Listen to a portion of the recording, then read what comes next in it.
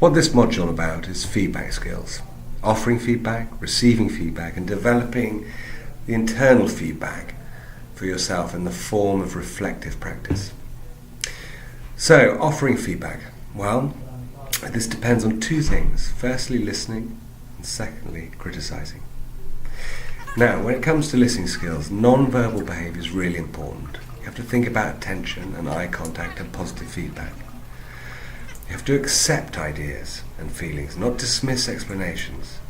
Empathy is absolutely vital, and your questions need to be quite probing. You said that, tell me more about.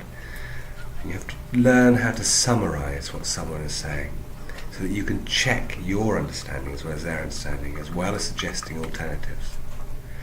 Now remember, praising is easy, but criticizing even easier. So when you are using criticizing skills, think about certain key tenets.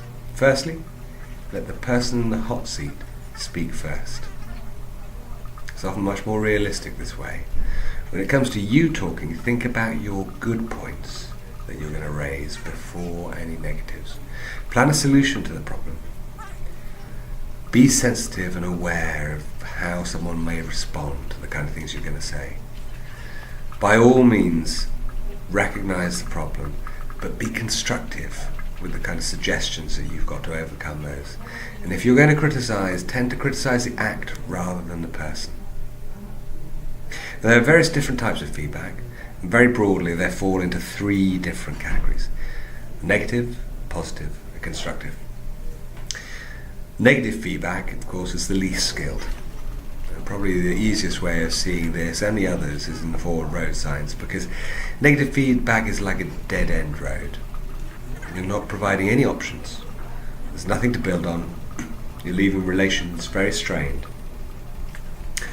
Positive feedback, on the other hand, is more like a roundabout in that it's built on praise. It's very reassuring. You provide a short-term motivation, but it is retrospective. It's happening after the event. What we're aiming for, wherever possible, is constructive feedback, because this really helps to develop self-awareness. It allows options, it fosters growth, it's forward-looking, and it enhances relationships, as well as being motivating in the long term. So giving constructive feedback, what are the tips? Well, the first thing is, be positive in your approach. Be specific and descriptive. Try and refer to observations and evidence that has specific examples of what went well as some things that might not have gone so well. Offer alternative ideas. This allows goals to be set for development or improvement.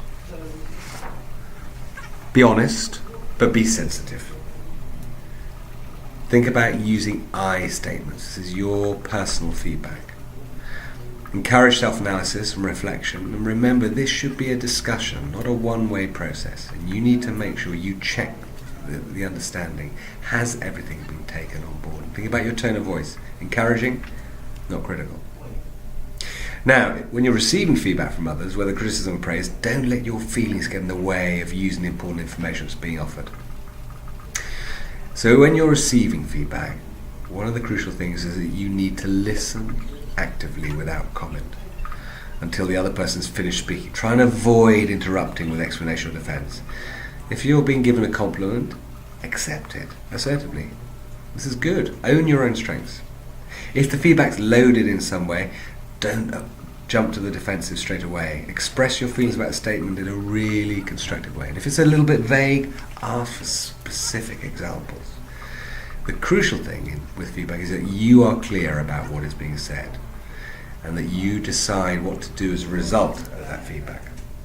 Now, reflective practice is this sort of internal feedback. It's the capacity to reflect on action so that you can engage in a process of continuous learning. And there are various different methods of this internal feedback, this reflective practice. Some involve going out and seeking feedback, some involve how you look at the experience yourself, and some involve getting expert help, possibly in the form of mentoring. So we'll just look at a few of those. So the first one again is seeking feedback.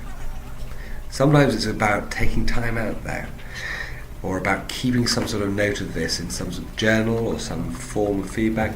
And occasionally it's about going out and getting help in terms of coaching and mentoring. Now, there are various different models. Here's the Gibbs reflective cycle model, and what Gibbs began with was description. What actually happened? Feelings, what did you think and feel about it? Then evaluation, what were the positives and negatives of this event? Conclusion, what else could you have done? And then action, what will you do next time?